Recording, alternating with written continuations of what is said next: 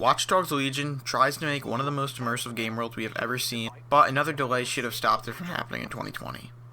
I will not be diving deep into the story besides a few basic things, so you are safe from spoilers in this video. The story. The first 15 minutes of the story introduces you to one of my favorite characters in the game, who I would have liked to see as the main protagonist if there actually was one. This character is Dalton, and he is a badass spy who unfortunately has to depart from the story a little bit too soon. Besides from that, the next best character is Bagley, who is your AI companion that is filled with sarcastic jokes and witty humor, which surprisingly doesn't feel that cringy. There are a few other characters that are pretty good, but Dalton and Bagley hold the top spots for me. After the introduction mission, you were thrown into the sandbox world of futuristic London. Main missions are divided into chapters that focus on different characters who are the sources of terror in London. The story after that is mainly dull and uninspired, concluding with a predictable plot twist. However, there is one storyline that was much better than everything else in the game. Without going into too much detail, it includes the dog. That is all you're getting from me on that note. Watch Dogs Legion was advertised as a game where you could play as any character you see in the open world. However, there are a few that you can't take over due to story reasons, which is they can't give you a mission if they're dead, so that's why you can't take over everyone, but for the most part, you can take over most of the people. Now, when you walk the streets of London, every character has a set schedule that they follow. You can even find your own characters shopping at a bar, meeting up with a family member. Later in the game, you'll have random encounters where potential recruits' relatives are being arrested by Albion, which is London's version of a private police force. Now, if you save them, your recruit will end up liking you even more and may join DedSec. Just off of that, you won't even have to do a mission for them. Now, if you don't get lucky enough for that, you can do missions to recruit different characters. Now, they're usually pretty repetitive, and they involve stealing a van or deleting some blackmail off a computer. So they're not that great, but they are there. I would also like to note that there are a lot of hippies in this game. Now, I know a lot of people preferred the original Watch Dogs over the sequel because of this, so I thought I'd at least mention it. It's not that big of a deal. And if you really want to cherry pick and don't want any hippies on your team, you can recruit whoever you want to your team, so nothing is stopping you from going with an army of white-collar grandpas. There is a team limit, so the game does stop you from going overboard on characters being recruited to DedSec, but you're allowed to kick old players out to make room for the new ones. I never had to do this because even though I had a team around 20 members or so, I stuck with the same 5 because that's all I really needed. Now, there is a permadeath option, but I decided against turning it on so I wouldn't have to keep recruiting new players due to the missions being repetitive. Operatives can also be kidnapped, arrested, and there are some cool missions where you have to go save the day as another operative if they do get kidnapped or. I also need to mention that I didn't really see any grandmas. I was kind of disappointed by that because Watch Dogs Legion showed off having a grandma on your team constantly. Like every time they advertised the game, they'd show it, but in my game world, I didn't really see any. And unfortunately, this is where any sense of immersion ends. Pretty much every single building is non-enterable.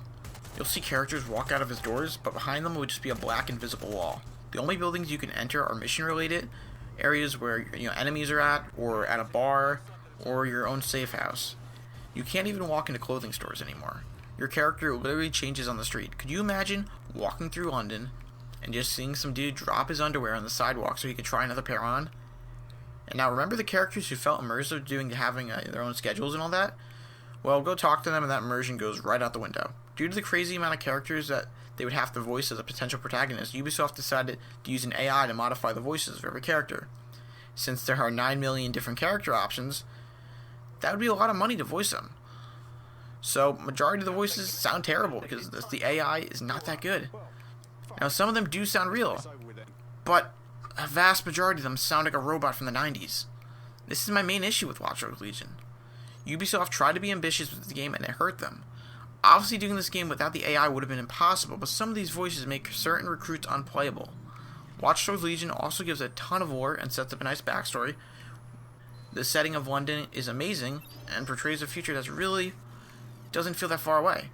The theme of AI and robots taking away jobs is something that is actually happening in real life, and I love the fact that it was showcased in a futuristic version of London. There are letters and audio logs all over London that you can read and listen to if you really want to learn about its world, but the world isn't really that interesting to learn more about.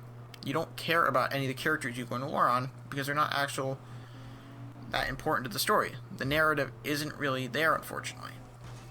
Now, one final note is that the characters will react as you start to free sections of London. so civilians will start to fight back against Albion. Watch Dogs Legion was a slight step up in the gameplay department compared to Watch Dogs 2. Most of the time, gunplay feels really good, but there are a few enemies who are extra bullet/taser spongy. As mentioned earlier, some of your recruits have a disguise that they can wear thanks to their actual jobs. For example, the character I used the most had an Albion outfit that he could put on, which made going into enemy locations easier. The game tells you to walk slowly and to avoid getting close to people inside. Guards and drones are way too sensitive though and detect you way too fast. The real benefit of the Albion suit is that it allows you to go through cameras and detectors without causing the alarm to go off. Though the second someone sees you, you're going to have to get out of their sight or take them out. Now, coming off of just playing Hitman 2, I really wish they took more inspiration from IO Interactive. In Hitman 2, if you have disguise on, normal enemies won't realize that you don't belong there. However, there are higher rankings that can detect you, which is a much better system than what they have in Legion. Now, on the note of hacking, it's pretty identical to how it was in the previous games. I guess don't fix it if it isn't broken, but I would have liked to see a little bit more variation on the normal hacking. They do have a few unique missions with parkouring as your spider robot, or going through the inside of a computer as a really small drone in the form of like an obstacle course, but for the most part, just the traditional hacking feels pretty much the same. Now, driving felt really sensitive for me, and I'm not sure if it's because I just got finished playing Mafia Definitive Edition. Obviously, cars from 2030 are going to feel a lot less sluggish compared to cars from nearly a century earlier. So take that as you will. I mean, I don't think I saw anyone else complaining about the driving, so I think this is just because I played Mafia Definitive Edition, but it is something to keep an eye on. I should also note that there are microtransactions in the game. They lock clothing behind a second type of currency. You can earn currency by playing the game, and you can find free clothing in the world at random locations, but I know some people would like to know about microtransactions, so that is why I'm mentioning it, but it's not crucial to beating the game or anything like that. I didn't spend money on microtransactions. One final note is that a lot of the side missions and recruitment missions reuse enemy locations from the main story. Now, Watch Dogs Legion loves to crash on PC. Like, it was happening multiple times a day. It wasn't even like it was crashing during intense gunfights or car chases. All my crashes were related to either interacting with an object in the game world or using the map to fast travel. I had at least 10 crashes, which would force me to restart my PC every time, since my audio would end up breaking from it. The rest of my tech issues weren't game breaking, but they were still issues. For some reason, Watch Dogs Legion loves to make things go invisible. My character went invisible after getting hit by a boat while swimming. A main character went invisible during a cutscene, which led to my character fist bumping an invisible guy. And finally, my spider bot ended up clipping through the ground a few times throughout the game. If you throw it at like an odd angle. And, well, you guessed it, it causes an invisible spider bot when it comes back up to the surface. Now, the next one isn't that much of a tech issue, but it is still a flaw with the AI, so I want to mention it. So when you're driving, characters love to just jump in the way of your car. For example, if you're going a little bit on the sidewalk to move around a car, they will dive towards your car and towards the road, rather than going to the other side towards like the buildings, where you would jump if a car is coming. You wouldn't jump into the road if a car is half on the road, half on the sidewalk to get around another car. So it leads to you hitting them, and then this means they dislike DedSec, which makes it harder to recruit them in the future if you were planning on recruiting one of these people. The final flaw that I had was just a general optimization. FPS really tanked while driving, and the optimization of this seems like a step in the wrong direction, because I felt like Ubisoft was finally getting good at making games on PC. In the end, I had around 26 hours of game time for the main story and all the non-repeatable side missions. I'm not going to score this game because I really don't know how to score it. It does a lot of good and makes some strides to the future of gaming, but there are way too many flaws for me to give it a great score. So I'm just going to rate it a little bit differently. If you have a PC, Stadia, or Luna, and you don't mind essentially renting the game, go buy a month of Ubisoft Plus for $15 and beat the game that way. When you're done with Watch Dogs Legion, go play Assassin's Creed Valhalla. You are essentially paying $7.50 for each brand new game. I can't even comprehend how good of a value that is. Now, if you're on Xbox, PlayStation, or you just want to own the game on PC, I would recommend waiting for a sale.